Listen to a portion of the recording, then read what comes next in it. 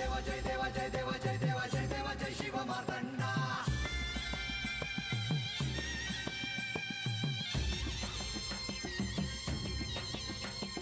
जय देव जय देव जय देव जय देव जय देव जय शिव मार्तंडा। हरिवर्धन मल्हारी तुझी प्रचंडा। अगडदुम नगारा सोन्याची जेजुरी देव गेले जेजुरा निळा घोडा। अगडदुम नगारा सोन्याची जेजुरी देव गेले जेजुरा निळा घोडा। पाव में तोडा कमरी कर पटा मिहिर मस्तकी तुरा। खोबऱ्याचा कुटका भंडाऱ्याचा भडका बोल अहंकारा सदानंदाचा येळकोट। सदानंदाचा येळकोट। जय देव जय देव जय देव जय देव जय देव जय शिव मार्तंडा। जय देव जय देव जय देव जय देव जय देव जय शिव मार्तंडा। हरिवर्धन मल्हारी तुझी प्रचंडा। जय देव जय देव जय देव जय देव जय देव जय शिव मार्तंडा। हरिवर्धन मल्हारी तुझी प्रचंडा।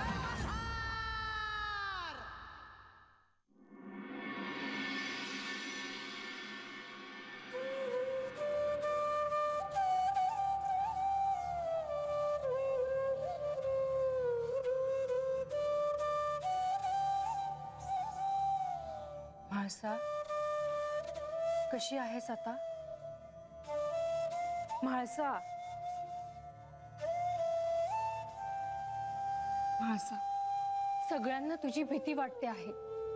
तुला तुझा राग आवरावाच लागेल। तू शांत हो। एवढं सोपं आहे हे सगळं सहन करणं? आता मी रडू नये का? रागवू नये का? क्षमा कर म्हाळसा। मला कळतं आहे।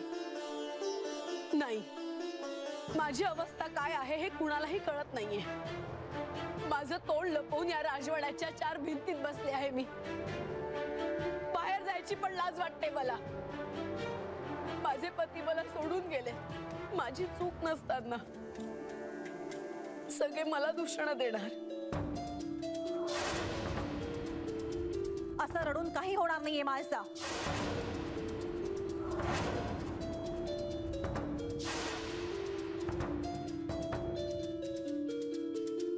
डोळे पुस आधी। आता मी पाहते काय करायचं ते। आम्ही आमची लेख दिली ते संसार टाकून हाल अपेक्षा सोसायला नाही। आधी मला एक एक गोष्ट कळायला हवी। माझ्यापासून काहीही लपवायचं नाही। श्री खंडेराय गेले गेले गेले कधीपासून ऐकते मी, पण कुणालाच माहिती नाही ते कुठे गेले, कशासाठी गेले। म्हाळसा, लतिका, हे सारं काही अचानक घडलं नसेल। याची सुरुवात कधी झाली?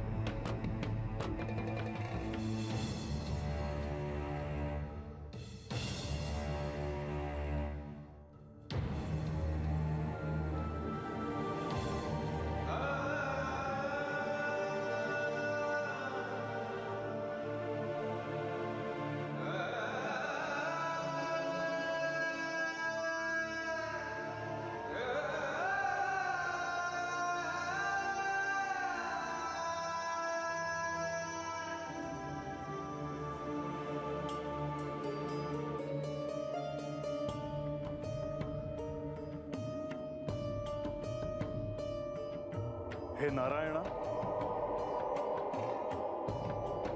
दंडकारण्याचाच हा एक भाग। साधं हिरवं पानही दिसत नाही कुठे।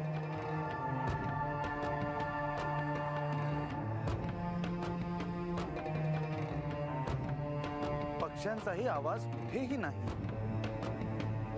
म्हणूनच माणसांची वस्ती नाही कुठे। वनदेवता प्रसन्न नाही या भूप्रदेशावर. त्यांना प्रसन्न करायला हवा. हा भूभाग प्रसन्न आनंदी करायला हवा. पशु, पक्षी, कृमी, कीटक, सर्प, प्राणी ह्या सर्वांसाठी आपल्याला काहीतरी करायला हवं देवा.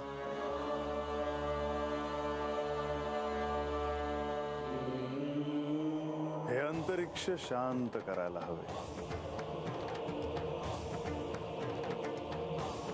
ही पृथ्वी शांत करायला हवी. ह्या वनस्पती शांत करायला हवी. हे विश्वच शांत करायला हवे.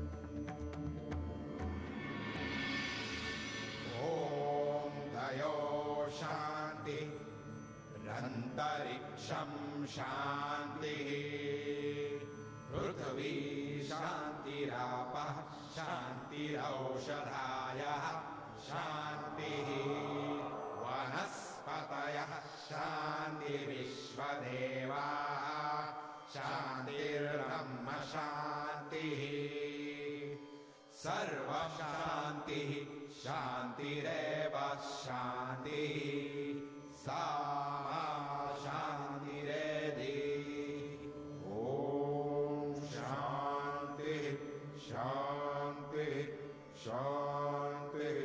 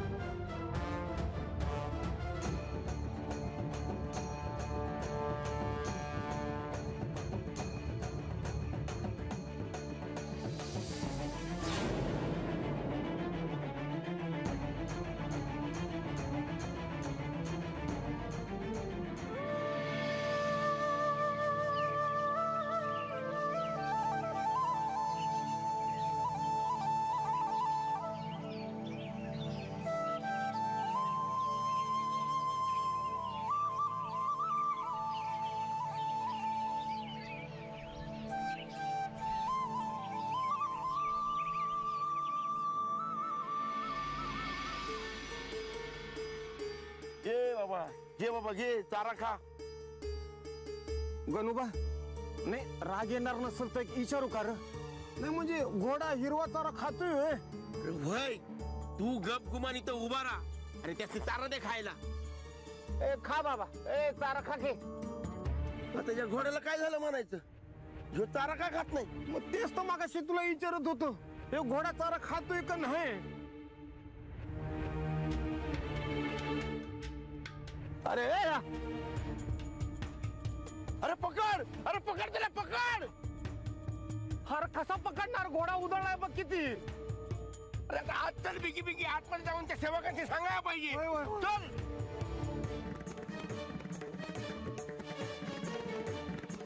देवा, वनदेवता प्रसन्न झाल्या आहेत. सुकलेल्या या सौंदर्याच्या झाडात पुन्हा प्राण आले आहेत. या निसर्गरम्य वातावरणात तुम्ही विश्रांती घ्या देवा. पण प्रधानजी, तुम्ही कुठे चाललात? मी चंदनपुरीला बाणाईकडे जाऊन येतो.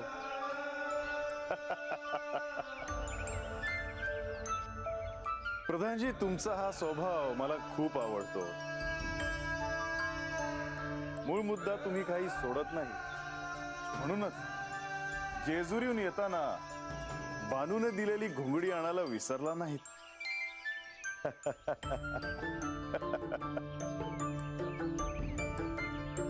देवा, तुमच्या आणि बाणाईच्या विवाहाची वार्ता तिला देऊन यायची आहे. तिला हे सांगायचे आहे की तुम्ही चंदनपुरीला तिला न्यायला येणार आहात. तिचीही प्रतीक्षा संपेल. खूप वाट पाहिली आहे तिने. येतो मी. देवा, मी परत येईपर्यंत तुम्ही कुठे जाऊ नका.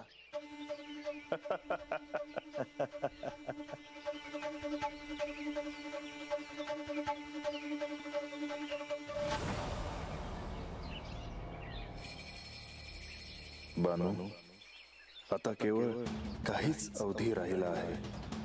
मग मी तुझ्या जवळ येणारच आहे, तुझ्या अधीन व्हायला.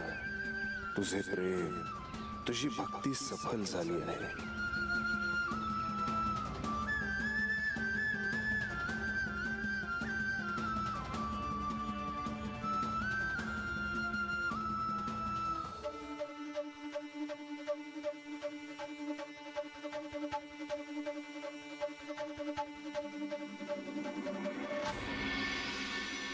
असं काय होतंय माझ्या डोळ्याला? माझा डावा डोळा का लवतोय असा? डावा डोळा लावणं म्हणजे चांगलं लक्षण म्हणतात की. म्हणजे आज मला काय काय चांगलं ऐकाय मिळणार की काय?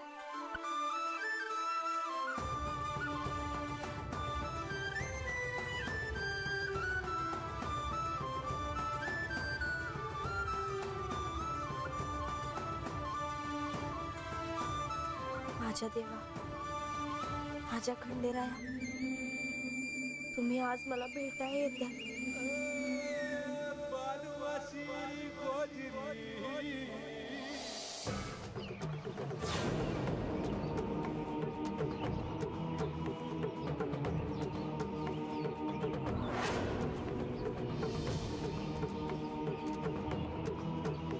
अरे हे वाळलेलं सौंदडीचं झाड कसं हिरवगार झालंय बघा.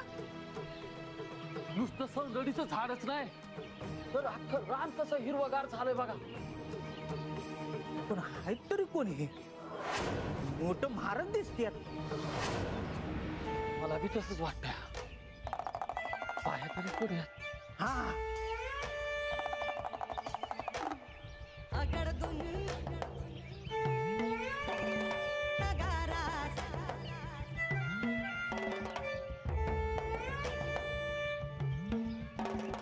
देव गेले जेजुरा.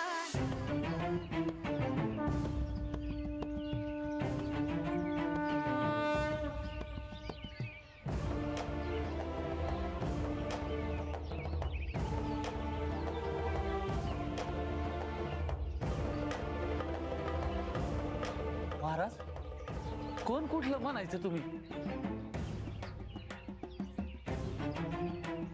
माझी ओळख मीच काय सांगू. तरी बी नाव गाव काहीतरी असलच ना. या रूपाला मार्तंड भैरव, खंडेराया, खंडोबा म्हणतात. अरे देवा, देवा तुमचं पाय इथं लागलंय. या मातीला तुमचं पाय लागले.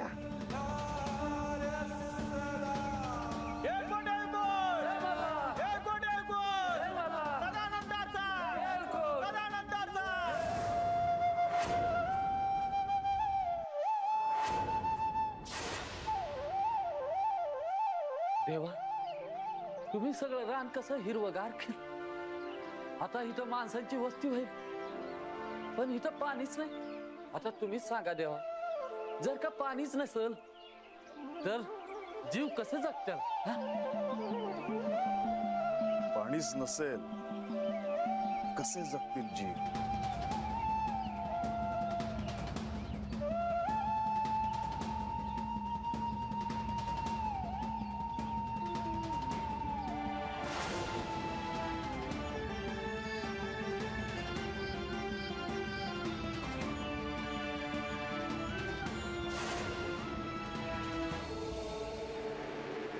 मला आठवत नाही हे नेमकं कधी सुरू झालं ते. मला हे एक वाईट स्वप्न आहे असं वाटतंय. असं वाटतंय मी गाढ झोपेत आहे. सकाळ होईल हे मला दिसतील, मला हाक मारतील. म्हाळसा, तू हे केलंस का म्हाळसा? तू ते केलंस का म्हाळसा? म्हाळसा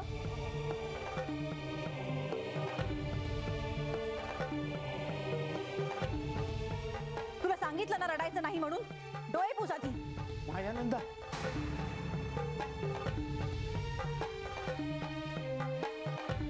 म्हाळसा, ज्या दिवशी आपण पहिल्यांदा जेजुरीत आलो होतो त्याच दिवशी तुझी आणि श्री खंडेरायांच्या विवाहाची तिथी निश्चित झाली होती. आपण सगळेच जण तिथे होतो. तिथून आठवण्याचा प्रयत्न कर. नेमकं काय घडलं होतं? काही आठवते तुला?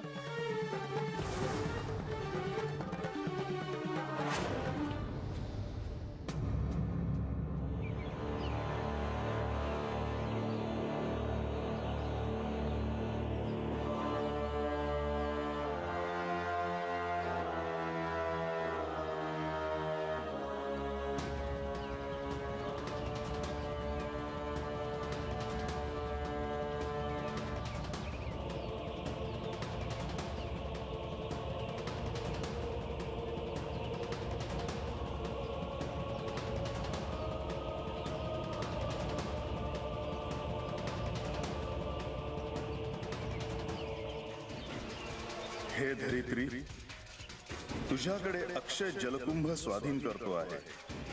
तो सांभाळून ठेव.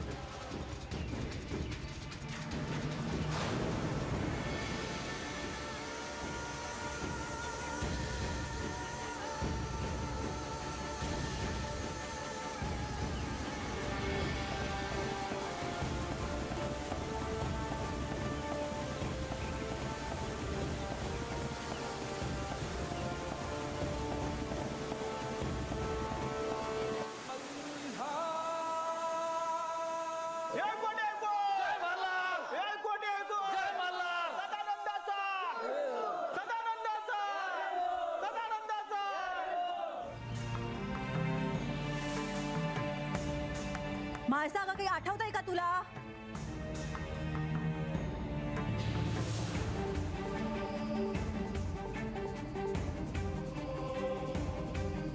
सांग ना बाळा, काही आठवतंय का तुला? खंडेरायांनी आपणास जी भेटवस्तू दिली आहे ती अत्यंत अनुपम आहे.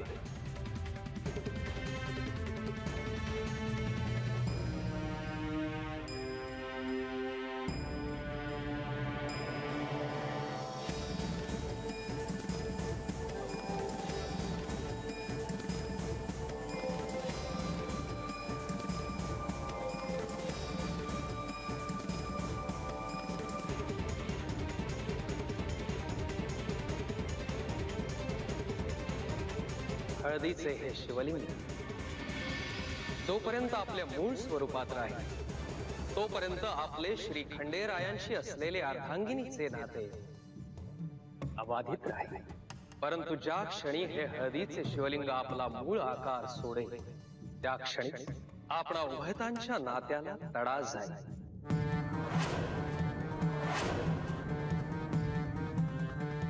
तेव्हा तुम्ही हातच थांबा.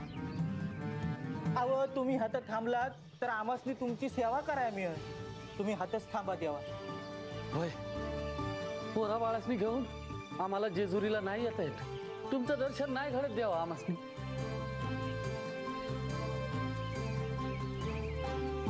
तुम्हाला कुठे जाण्याची आवश्यकता नाही. मी तुमच्या बरोबरच राहीन.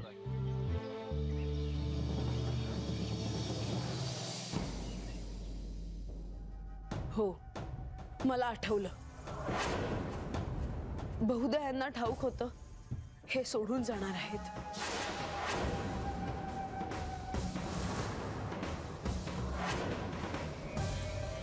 पण तू हे आम्हाला का नाही सांगितलंस?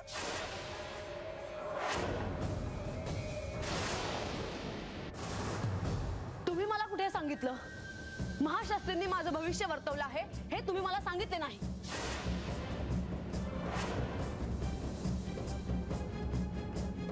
आशा, तू शांत हो. नाही,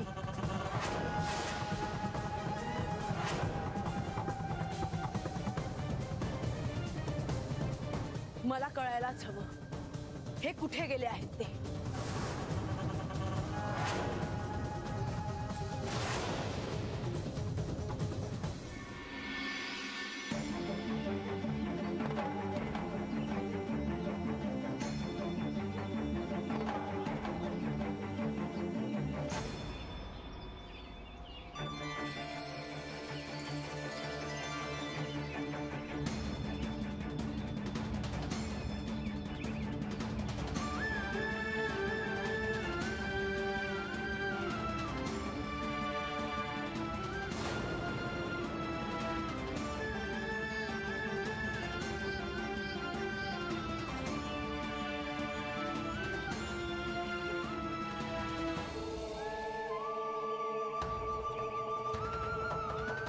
या ठिकाणी माझा निवास सतत असेल. जो कोणी श्रद्धेने भक्तिभावाने मला हाक मारेल त्याला मी इथेच दर्शन देईन. त्या भक्तांच्या मनोकामना मी पूर्ण करेन.